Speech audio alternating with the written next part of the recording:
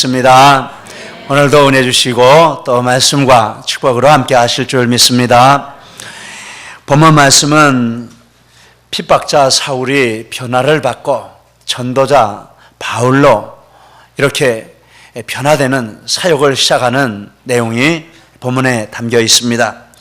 그래서 제목을 사울이 사역을 시작하다 이런 제목으로 잡았습니다. 어떻게 이 핍박자가 전도자가 되는 과정을 밟았는지 하는 것을 본문을 통해 살펴보면서 주님이 주시는 음성을 사모하도록 하겠습니다. 예수님께서 먼저 아나니아를 부르셨습니다. 10절에 보니까 다메섹에 아나니아라 하는 제자가 있다라고 했습니다. 그때 다메섹에 아나니아라 하는 제자가 있더니 아나니아를 제자라 이렇게 부르셨습니다. 성경에서 제자는 1차적으로는 12제자, 예수님이 부르신 나중에 사도가 된 이 사람들을 가리키고 2차적으로는 영적으로 성숙하고 헌신된 그리스도인을 가리킬 때 제자라 이렇게 부릅니다. 그런데 아나니아는 이 2차적인 의미, 영적으로 성숙하고 헌신된 그리스도인으로서 제자로 불리우는 사람이었습니다. 사도행전 22장 12절 율법에 따라 경건한 사람으로 거기에 사는 모든 유대인들에게 칭찬을 듣는 아나니아 이렇게 말씀을 했습니다. 예수님께서 아나니아를 부르시는데 환상 중에 부르셨다라고 말씀을 합니다. 10절 말씀 주께서 환상 중에 불러 이르시되 아나니아야 하시거늘 환상으로 아나니아를 부르셨습니다. 환상은 무엇입니까? 환상은 하나님께서 특별한 방법으로 말씀해 주시거나 보여주시는 것을 통해서 확신을 갖고 하나님의 뜻을 깨닫고 추진해 나가는 그 은혜를 주시는 방편, 이것을 환상이라고 말할 수 있습니다. 사도행전 16장에 보면 바울 사도가 드로아에 가서 어디로 가야 할지 모르는 상황 가운데 있었습니다. 그런데 밤에 하나님이 환상 중에 바울의 길을 인도해 주셨는데 저 바다 건너에서 마게도니아 사람이 한 사람이 서서 부르는 것이었습니다. 와서 우리를 도와달라 이렇게 부르면서 말하는 것을 들었습니다. 그래서 하나님이 바울 사도를 그리로 부르시는 줄 알고 바다를 건너 유럽 전도가 시작되었다 하는 내용이 나오고 있습니다. 사도행전 18장에 보면 바울 사도가 고린도에서 전도할 때 극심한 반대 또 핍박을 받았습니다. 이때 낙심할 수밖에 없는 환경이었는데 밤에 하나님이 환상 중에 바울에게 말씀을 해주셨습니다. 낙심하지 말고 포기하지 말고 계속해서 복음을 전하라.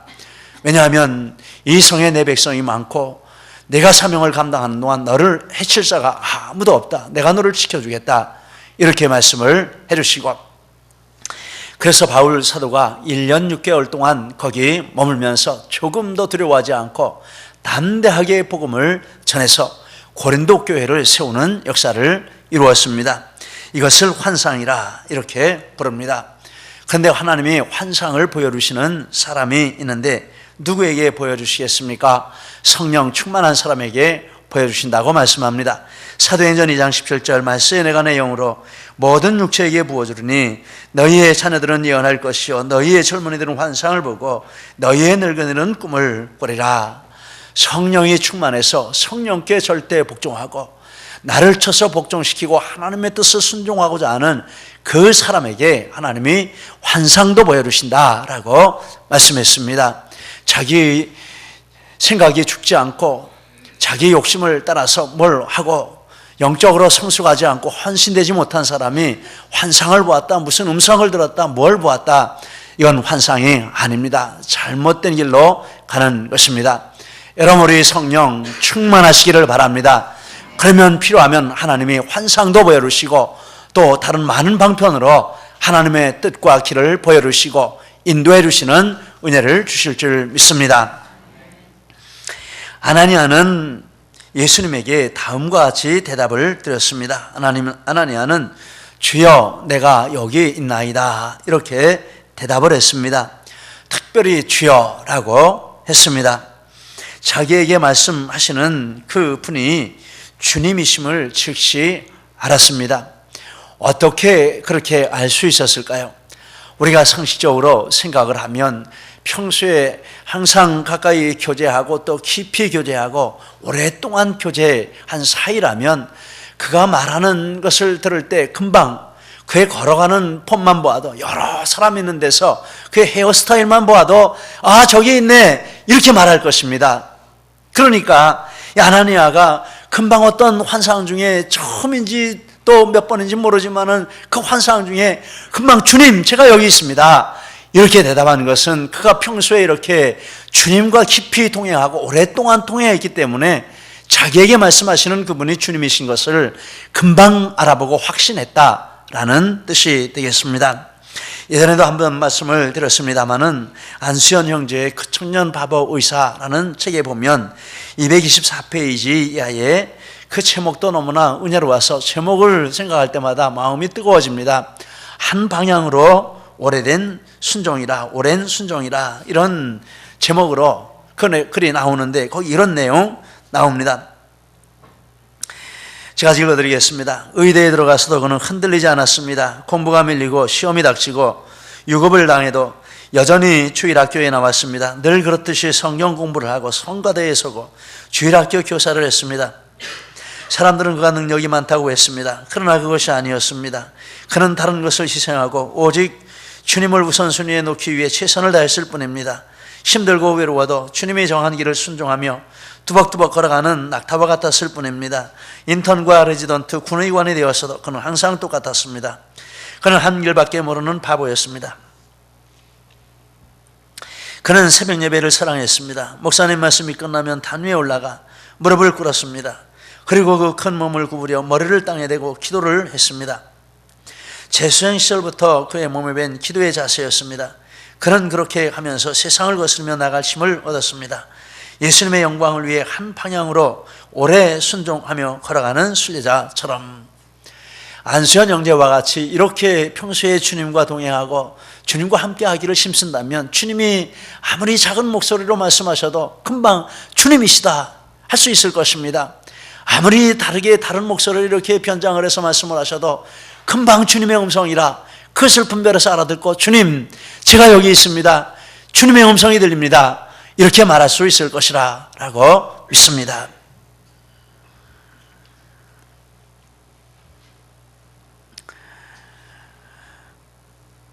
저와 여러분도 이렇게 주님이 어떤 모습으로 다가오시고 또 어떤 음성으로 말씀하셔도 이것이 주님의 음성인지 아닌지를 금방 분별하고 주님 제가 여기 있습니다 이렇게 말하는 그런 은혜를 누린다면 얼마나 감사한 일일까 이런 생각을 해봅니다.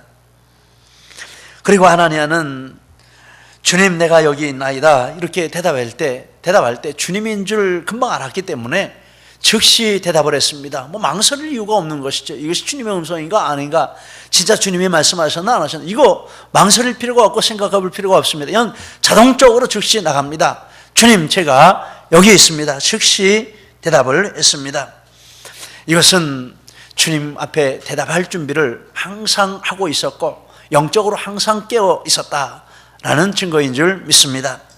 창세기 22장에 보면 하나님께서 아브라함을 부를 때 아브라함도 즉시 대답했습니다. 주님 제가 여기 있습니다. 무슨 말씀을 하시겠습니까? 하나님께서 아브라함에게 너는 내 독자 이삭을 저 모리아 산에 가서 번제로 드리라 이렇게 말씀을 해주셨습니다. 그런데 그 다음날 아침에 일찍 일어나서 창작을 패고 불을 붙이고 모든 것을 준비하고 종들을 부지런히 깨워가지고 아침 일찍 떠났다 이렇게 말씀을 했습니다. 왜냐하면 이렇게 주님 앞에 순종할 준비가 되어 있고 주님 말씀 들을 준비가 되어 있었기 때문에 망설임 없이 이렇게 할 수 있었다라는 것입니다. 우리가 주님 앞에 이런 준비하며 깨어있는 신앙생활을 한다면 정말 은혜 중에 은혜요 축복 중에 축복인 줄 믿습니다. 이렇게 준비되어 있고 주님의 음성을 따라서 대답한 아나니아에게 예수님이 말씀을 해주셨습니다. 무슨 말씀을 해주셨습니까? 사울을 찾아가라 말씀을 하셨습니다. 11절 일어나 집가라 하는 거리로 가서 유다의 집에서 다소 사람 사울이라 하는 사람을 찾으라. 그리고 사울에게도 시내로 가면 행할 일을 알려줄 사람이 있을 것이라 6절에 말씀하셨습니다. 너는 일어나 시내로 들어가라. 내가 행할 일을 내게 이를 자가 있느니라. 사울에게도 말씀을 해주시고 아나니아에게도 말씀을 해주시고 그 두 사람이 만나서 어떤 일을 해야 할지를 이렇게 각자 말씀을 해주셨습니다. 사도행전 10장에 보면 고넬료와 베드로에게도 그들이 만나서 할 일을 환상 중에 똑같이 이렇게 말씀해 주시고 알려주신 것을 볼 수 있습니다. 하나님께서 하나님의 뜻을 알려주시는 여러 방법이 있는데 그 중에 중요한 한 방법은 그 일에 관련된 사람들에 대해서 하나님의 말씀을 주시고 그리고 그들이 만나서 이야기를 할 때 똑같은 마음을 주시고 똑같은 내용을 주셔서 이것이 하나님의 뜻이로구나 하고 합의하고 한 마음이 되어 추진하는 이런 방법으로 하나님의 뜻을 확인시켜 주시는 것이 있는 줄 믿습니다. 이렇게 사울과 아나니아에게 그런 방법으로 말씀을 해 주셨습니다. 그리고 또 말씀해 주시기를 사울이 기도 중이고 아나니아가 안수하여 다시 보게 하는 것을 사울이 보았다 이렇게 말씀을 했습니다. 사울은 다메섹 도상에서 예수님의 강력한 빛을 받았기 때문에 눈이 멀었습니다. 그래서 사람들의 손에 이끌려서 시내로 들어와서 3일간 식음을 전폐하고 금식기도 하는 중에 있었습니다. 9절과 11절 말씀. 9절에 사흘 동안 보지 못하고 먹지도 마시지도 아니하니라. 11절에 그가 기도하는 중이니라. 그렇게 3일 동안 먹지도 않고 마시지도 않고 너무나 놀라운 충격적인 체험을 했기 때문에 그것을 놓고 하나님 앞에 이렇게 금식하며 기도하는 중에 있었습니다. 이렇게 금식기도 하는 중에 하나님이 사울에게 그 12절의 환상을 보게 해주신 것입니다. 12절 그가 아나니아라는 사람이 들어와서 자기에게 안수하여 다시 보게 하는 것을 보았느니라. 하나님의 환상은 기도하는 사람에게 임하는 줄 믿습니다. 고넬료와 베드로에게도 하나님의 환상을 주실 때 그 사람들이 기도하는 중에 환상을 주셨습니다. 고넬료가 제9시 기도하는 시간에 환상으로 나타나셨고 베드로가 제6시 기도하는 시간에 환상으로 나타나셨고 그 하나님의 하실 일을 보여주시고 그렇게 인도해 주시는 것을 우리가 볼 수 있습니다. 하나님은 기도하는 사람들에게 하나님의 뜻을 알려주시고 또 하나님의 뜻을 확인하게 해주시고 합심해서 하나님의 뜻을 이루어가는 이런 축복을 주시는 줄 믿습니다. 한 번의 이야기를 제가 읽었습니다. 이분이 간증한 책을 읽었는데 이분이 사업을 하다가 부도를 내고 50억의 빚을 졌습니다. 그런데 하나님 앞에 철저하게 회개를 했습니다. 속부로 산 것을 회개했습니다. 속부는 세상적인 목적과 방법으로 돈을 벌고 자기를 위해서 돈을 쓰려고 하는 그런 마음을 가지고 돈을 사랑하는 그리고 돈을 버는 이런 사람을 속부라 세상적인 부자라 엄청난 부자가 되었지만 한순간에 다 하나님이 걷어가셨습니다. 그래서 철저하게 회개를 하고 이제부터 하나님이 물질을 주시면 성부로 살겠습니다. 하나님의 청지기인 줄 알고 하나님이 주신 것을 하나님의 뜻대로 관리하고 하나님 기뻐하시는 대로 사용하고 하나님 앞에 결제를 받고 이렇게 살겠습니다. 이 성부라 하는 뜻입니다. 성부로 살겠습니다. 그렇게 해서 성부로 살기 위해서는 내가 먼저 진빚을 다 갚아야 할 터인데 하나님 도와주십시오. 이렇게 하면서 그 50억의 진빚을 10,000원서부터 시작해서 갚기 시작했습니다. 어느 날 수중에 10,000원이 들어왔는데 근데 기도하는 중에 하나님이 가서 빚을 갚아라. 근데 빚 갚아야 될 사람이 3억 원의 빚을 준 사람입니다. 그 봉투에 넣어가지고 찾아갔습니다. 빚 갚으러 왔습니다. 그러니까 이 사람이 호텔에 가서 최고급 음식을 대접하고 뭐 한 1억이라도 갚으러 온 줄 알고 엄청나게 대접을 했는데 대접받는 그 입장이 완전히 속이 탁 들어가는 것입니다. 10,000원을 갚아야 되는데 10,000원을 내놔야 되는데 이걸 어떻게 내놓나. 그 나중에 그래도 주님이 가라고 해서 빚 갚으라고 했으니까 10,000원을 내놓고 이렇게 주니까 수표로 1억 원짜리 준 줄 알고 열어보니까 10,000원짜리 한 장이에요. 막 욕을 하면서 나를 놀리려고 왔냐고 당장 나가라고 그래서 고마워하면서 뛰쳐나와가지고 그렇게 빚을 갚기 시작해서 10만 원이 생기면 10만 원 가지고 가고 100만 원이 생기면 100만 원 가지고 가고 나중에 1억 5천을 갖다 갚았는데 그 사람이 그것을 받고 나머지 빚은 없는 걸로 합시다. 감동이 돼서 그렇게 빚을 갚기 시작해서 50억을 다 갚았다라는 것입니다. 그래서 50억을 다 갚고 나서 통장을 보니까 1억 2천이 남아 있었습니다. 그래서 이걸 가지고 무엇을 할까 생각하다가 그동안에 함께 고생해준 아들이 있고 남편이 있는데 남편에게 너무 미안했습니다. 자기가 사업을 하다 부도를 내서 이렇게 남편까지 고생을 시켰으니 안 되겠다. 이번에 남편에게 1억 2천짜리 차를 사줘야 되겠다. 이런 생각으로 남편에게 말을 했습니다. 당신 1억 2천 있는데 내가 차 사줄 테니까 차 좀 골라봐. 그래서 차를 고르는 중에 하나님 앞에 새벽 기도를 하는데 하나님이 이렇게 말씀하셨다고 합니다. 야 미진아, 나한테 1억 2천만 원 내가 맡겨둔 거 있지? 네 하나님, 그 돈을 가지고 내가 말하는 선교사들에게 차를 사서 보내라. 4명에게 차를 4대를 사서 보내라.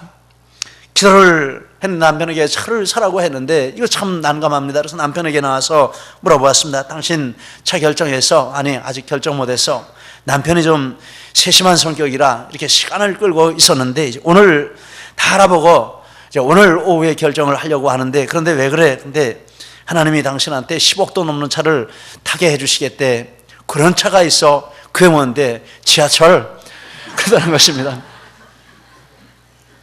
남편이 그 이야기를 듣고 기도 중에 무슨 하나님의 말씀을 들었나 보다 이렇게 생각을 하고, 그럼 우리 다 같이 모여서 그 당신에게 주신 말씀이 하나님의 음성인지 우리 예배드리면서 분별하도록 합시다. 참 훈련된 가정이죠. 그래서 아들하고 남편하고 세 가족이 모여서 예배를 드리는 중에 자기가 새벽기도 시간에 하나님 앞에 받은 음성을 다 얘기를 하는데, 얘기하는 중에 아들이 하는 말이, 엄마 그것은 예배 드릴 것도 없어요. 분명히 하나님의 음성이에요. 엄마 말씀을 나누는 중에 제 마음이 너무 기뻤어요. 보내도록 하셔요. 이렇게 했다는 것입니다.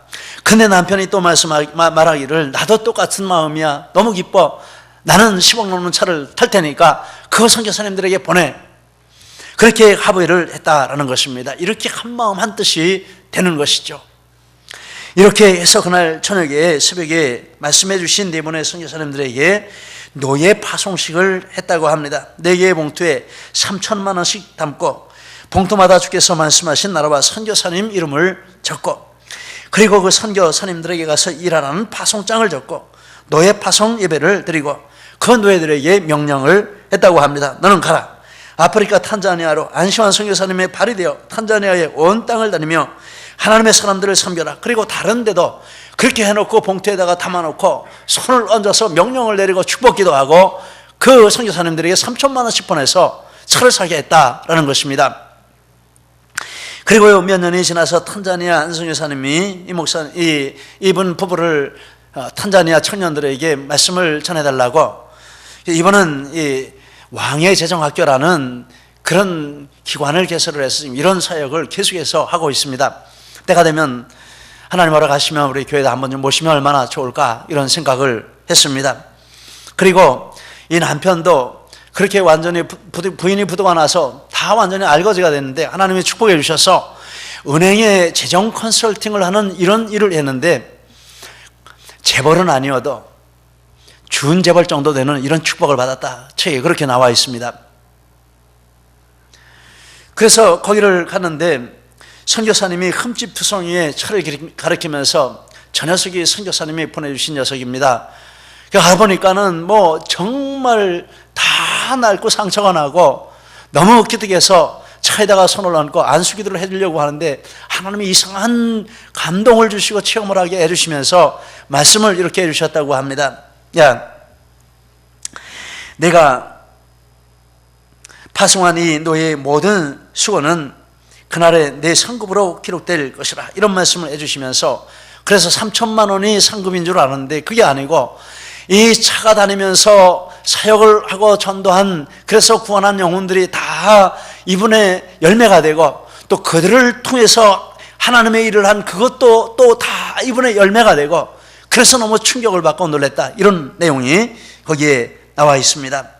내친 길에 여기까지 말씀을 드렸습니다. 이 합의를 해서 할 때 이런 놀라운 하나님의 역사가 일어나고 하나님은 이런 방식으로 하나님의 일을 하게 하신다 하는 것을 볼 수 있습니다.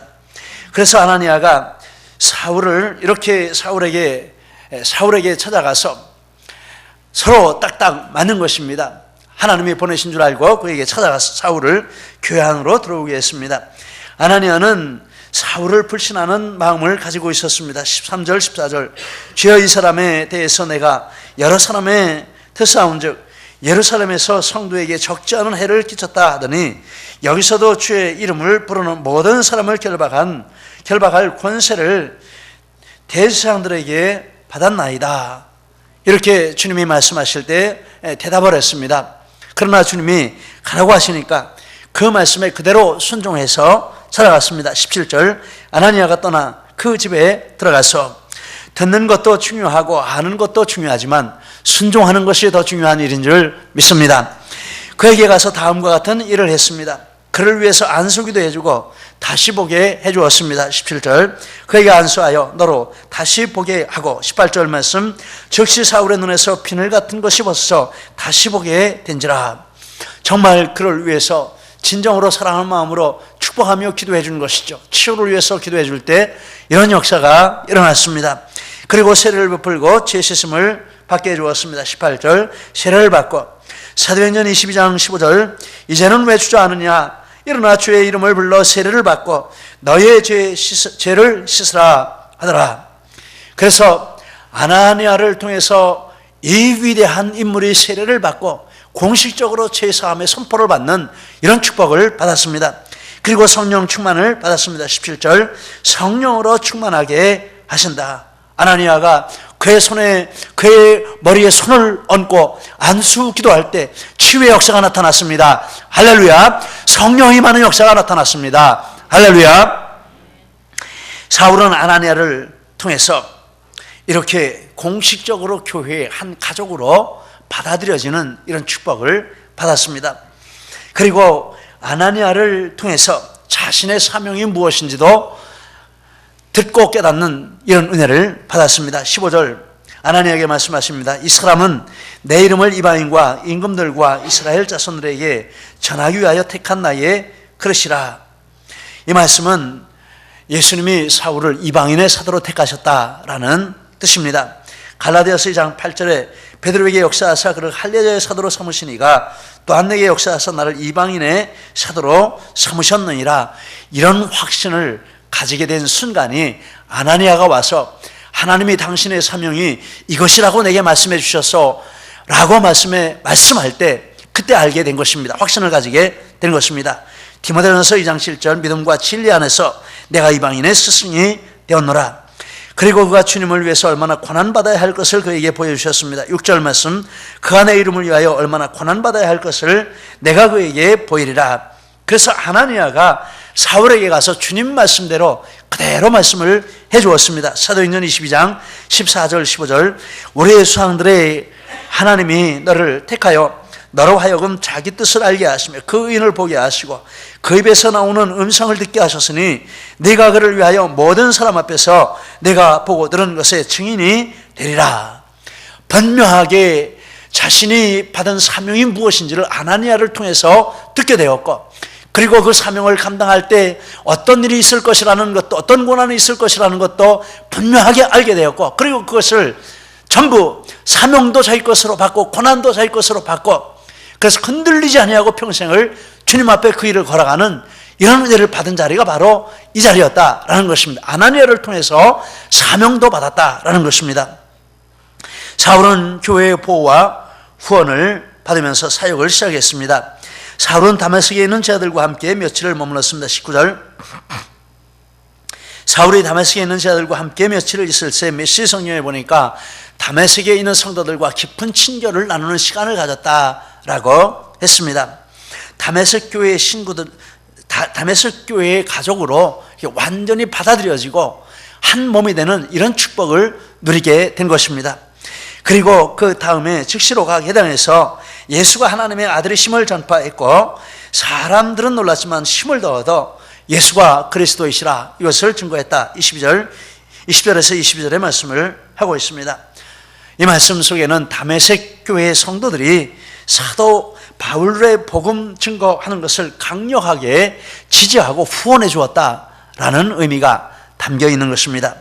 그리고 그리고 유대인들이 사울을 죽이려고 밤낮 성문을 지킬 때 이 다메섹 교회의 제자들이 밤에 그를 광주리에 담아 성벽에서 달아내려 도피하게 했다. 23절에서 25절 말씀, 얼마나 위험한 일입니까? 그런데 이 위험한 일도 함께 하는 이런 일을 교회가 해서, 그렇지 않으면 잡혀서 죽을 수밖에 없는데 이렇게 도피할 수 있도록 도와주는 일을 했다라는 것입니다. 교회를 통해서 보호받고 그의 사역을 시작하고 또 공급을 받고 후원을 받는 이런 사역을 했습니다. 그런데 아나니아가 한 말이 있습니다. 무슨 말을 했습니까? 예수님이 자기를 보내셨다, 이런 말을 했습니다. 17절, 주 건너가 오는 길에서 나타나셨던 예수께서 나를 보내요. 이 말은 예수님께서 교회를 통해 이 일을 하신다라는 뜻입니다. 아나니아는 다메섹 교회의 지도자였고, 그를 통해서 사울에게 정식으로 세례와 제심과 치유를 주시고 또 사명을 주시고 성령 충만을 주시는 일을 예수님이 했습니다. 교회를 통해서 하셨다라는 것입니다. 그리고 다메섹 교회는 사울의 전도 활동을 지지하고 후원하고 보호해 주었습니다. 나중에 11장 이하의 말씀에 보면 바나바의 인도로 바울 사도는 안디옥 교회에서 사역 훈련을 했고, 그리고 그 교회에서 사도로 선교사로 파송을 받아서 선교 이방인의 사도의 활동을 시작한 것을 볼 수 있습니다. 그는 교회 안으로 불려들여졌고, 교회를 통해서 사명을 받고 훈련을 받고, 교회를 통해서 파송을 받고, 그리고 교회를 사랑하고 교회를 섬기는 일을 했습니다. 골로새 1장 24절 25절, 나는 이제 너희를 위하여 받는 괴로움을 기뻐하고 그리스도의 남은 고난을 그의 몸된 교회를 위하여 내 육체에 채우느라.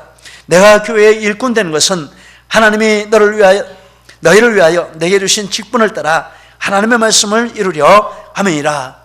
바울은 교회와 따로 있는 사람이 아니었다 하는 것을 볼 수 있습니다.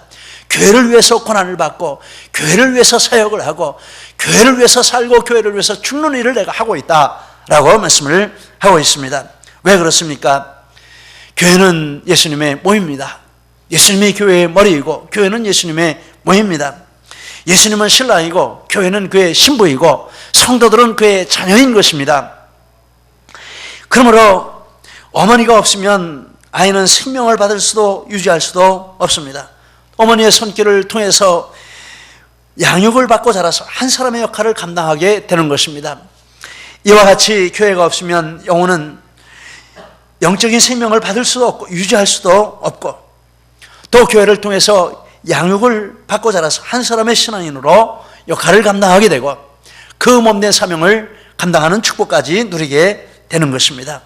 그래서 예수님이 직접 바울 사도에게 얘는 내가 이렇게 하라 말씀하시고, 다메섹 교회를 통해서 이 모든 것들을 이루게 하시고 또 사역을 시작하는 이런 축복을 주셨다 하는 것입니다.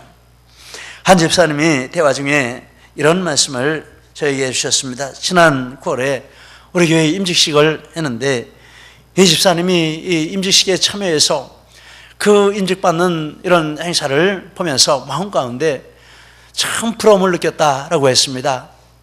나도 저렇게 임직을 받고 싶다, 저렇게 직분을 받고 싶다.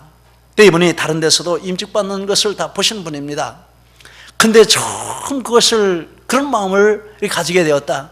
나도 열심히 교회를 섬기고 헌신해서 앞으로 저 영광스러운 자리에 서야 되겠다, 이런 마음을 가지게 되었다. 저에게 그런 마음을 해주셨습니다. 말씀을 해주셨습니다. 저는 하나님이 그 집사님에게 사람이 감독의 직분을 얻으려면 선한 일을 사모하는 것이라, 이렇게 디모데전서 3장 1절에 말씀을 주셨다라고 생각을 합니다. 부디 교회를 잘 섬기고 주님께 충성하여 귀한 자리에 서시기를 축복합니다. 여러분, 그렇습니다. 교회는 이렇게 일꾼들을 세워가는 곳이 이 교회인 것입니다. 교회는 하나님과 같은 지도자, 다메섹 자들과 같은 성도들이 있어서 서로가 서로에게 주님의 뜻의 통로가 되고 또 서로가 후원하고 붙들어주고, 그리고 새로운 영혼들을 세워서 이렇게 예전에 알지 못하고 핍박하던 사람을 교회에 와서 새로운 사람으로 만들고 한 사람의 교회를 위해 충성하고 헌신하는 일꾼으로 변화시키고 파송하는 이런 사명을 감당하는 것이 교회인 줄 믿습니다. 하나님께서 우리 교회에 이 사명을 주시고 이 사명을 이루어 가신다고 저는 확신합니다. 큰 교회는 아니지만은 우리 교회를 통해서 하나님이 이 일을 하시기를 기뻐하시고 또 진행해 가시는 줄 믿습니다. 앞으로 우리 교회를 통해서 하나님이 이런 바울 사도와 같은 운명이 변화되고 삶이 변화되는 이런 사람들을 많이 일으켜 주실 줄 믿습니다. 우리를 통해서 하나님의 역사를 이루어 가실 줄 믿습니다. 바울 사도가 사역을 시작한 것은 이렇게 건강한 교회, 든든한 교회를 하나님이 교회에 보내셔서 그 교회를 통해서 양육하시고 이런 위대한 인물로 만드셨습니다. 우리 교회를 통해서도 이런 위대하고 훌륭한 일꾼들이 많이 나오는 축복을 주실 줄 믿습니다. 저와 여러분이 그런 축복의 주인공 되시기를 예수님 이름으로 축복합니다. 기도하시겠습니다. 우리 말씀 붙들고 함께